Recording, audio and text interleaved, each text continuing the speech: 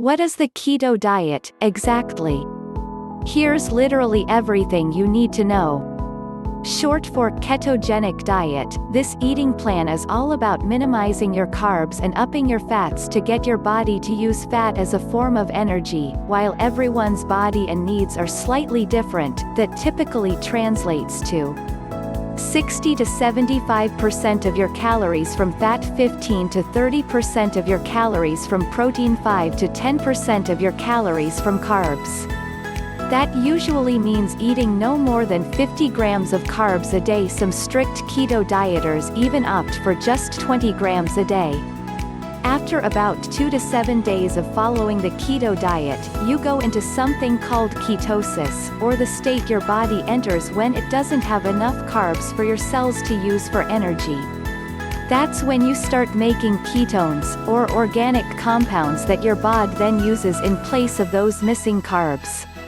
At this point, your body also starts burning fat for more energy. When you eat carbs, your body retains fluid in order to store carbs for energy. But when you're not having much in the carb department, you lose this water weight. Also, it's easy to go overboard on carbohydrates, but if you're loading up on fat, it may help curb cravings since it keeps you satisfied. That, plus the fact that ketosis encourages your body to burn fat, means you can end up with pretty dramatic weight loss. So what foods are considered keto? What can I eat? Just because you're not eating all your fave carby foods, that doesn't mean you're going to go hungry. You'll be loading up on healthy fats like olive oil and avocado, along with plenty of lean protein like grass-fed beef and chicken, and leafy greens or other non-starchy veggies. What foods will I have to avoid on the keto diet? Because you'll be focusing on fat and protein, and going easy on the carbs, big bowls of pasta or any grain, really, definitely won't be on your menu. It also means that starchy vegetables like potatoes and carrots, as well as legumes like chickpeas, lentils, and black beans are off limits, too. Another thing you can't have: sweets, artificial or natural. Candy, cakes, and donuts are a no, and even many fruits aren't allowed: apples, bananas, pears, they all have tons of sugar, which is definitely a carb. Alcohol's another gray area on the keto diet. Many beers and sugary cocktails are banned on the keto diet, as well as some sweeter wines. Because you'll be excluding some major food groups on the keto diet: grains, many fruits, you should definitely think about taking a multivitamin, especially one that contains folic acid, which helps your body make new cells and is often found in enriched breads, cereals. Does the keto diet have any side effects? It usually takes 3 to 4 days for your body to go into ketosis because you have to use up your body's stores of glucose. Any major diet change can give you some issues, and keto expert Dr. Warren Keatley says he often sees patients who complain of IBS-like symptoms and feeling wiped out at the beginning of the diet. The tiredness happens because you have less access to carbs, which give you quick energy. Okay, I'm dying to know, will the keto diet actually help me lose weight?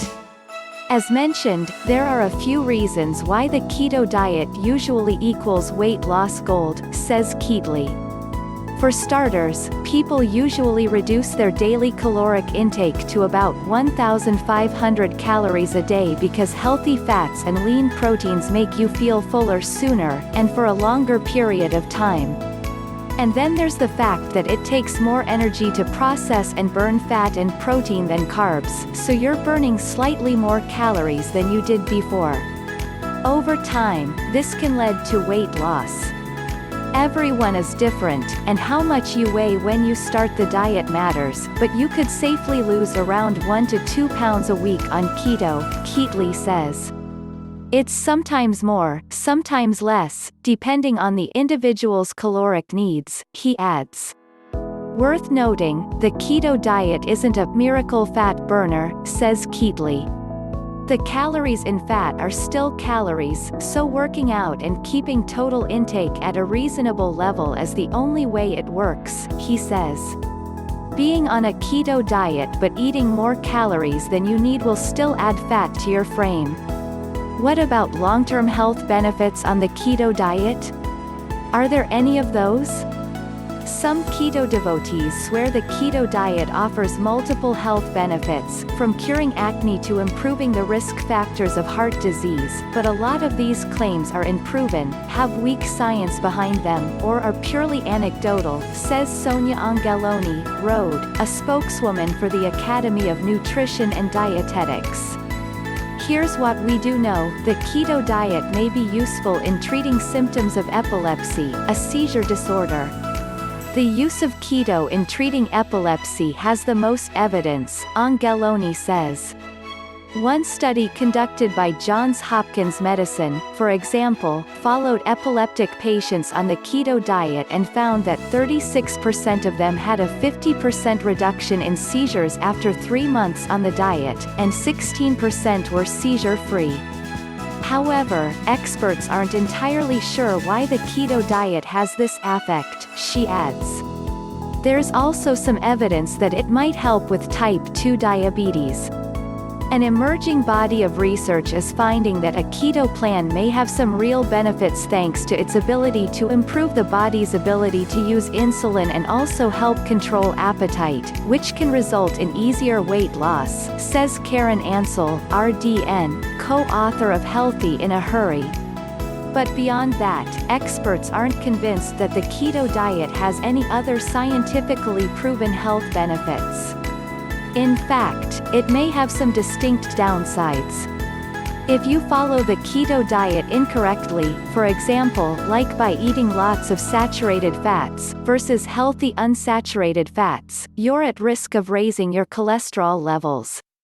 The best strategy to keep your heart healthy is to get as much fat as possible from unsaturated sources such as olive, avocado and canola oils, nuts, seeds, avocados, and olives, says Ansel.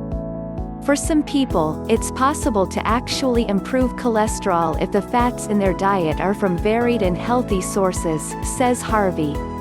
Also, keep this in mind: this diet is not going to support good bones, a healthy brain, heart, colon, or gut microbiome, says Angeloni, and it could lead to plaque in the arteries, which could cause a heart attack or stroke later on. What's the deal with combining keto with intermittent fasting? You've probably noticed that plenty of people rave about combining keto with fasting diets. Just in case you're not familiar with intermittent fasting, here's a quick primer. Intermittent fasting centers around a pattern of eating and fasting periods, i.e., times when you don't eat. This can look different for everybody, but some popular forms of this are the 16-8 diet, where you fast for 16 hours, usually from dinner time until a late breakfast, and eat all your food within an 8-hour span. Another is the 5-2 diet, where you eat less than 500 calories for 2 non-consecutive days a week and then eat normally for the rest of the week. Plenty of people claim that doing keto along with intermittent fasting is awesome for weight loss, but it's likely any results you'd see with this would be short-lived. Meaning, when you start eating regularly again, you'll probably gain the weight back. Combining a super restrictive diet with long periods of non-eating is not good, says Keatley. The body will cannibalize its own muscle for energy if intake from food is too low, but the body does not differentiate between something like a calf muscle or a heart muscle. Keep in mind all your important organs are made of smooth muscle, and going on a diet like this may harm something like your bladder or lungs just as much as provide fat loss. If you are interested in trying out the keto diet, then click the link in the description box below to try the 28-day keto diet challenge.